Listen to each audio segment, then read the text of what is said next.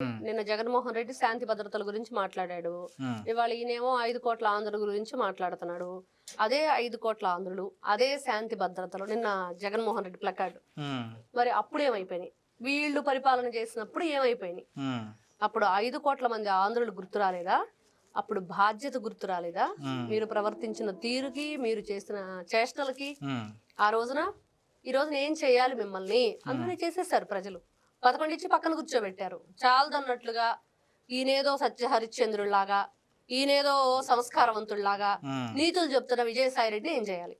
ఈయనకో పేరుంది, ముద్దుగా ట్విట్టర్లో రెట్టల రెడ్డి అని పిలుచుకుంటారు. హ్మ్. మరి ఈ రెట్లేసే కార్యక్రమం మళ్ళీ మొదలు పెట్టాడు ఈ ట్విట్టర్ రెడ్డి. అంటే ఆయన మొత్తానికి రాజకీయ సన్యాసం తీసుకుని వ్యవసాయం చేయాలనుకుంటున్నాను. ఉమ్, అందుకనే వైసీపీ పార్టీ నుంచి బయటకొచ్చేసానని చెప్పేసి ఉమ్, ఆయన చాలా కాలం క్రితమే చెప్పడం చెప్పాడు. జరిగింది. మరి ఈ వ్యవహారాలన్నింటిలో ఎందుకు తలదూరుస్తున్నాడు ఈయన? పాపం శాంతియుతంగా చేసుకుంటున్నాడు. శాంతి గురించి కూడా అప్పుడప్పుడు ప్రజలు అడిగితే సమాధానం చెప్తాడు. హ్మ్. శాంతి గురించి కూడా ఇప్పుడు అడగాలి ఈయన్ని.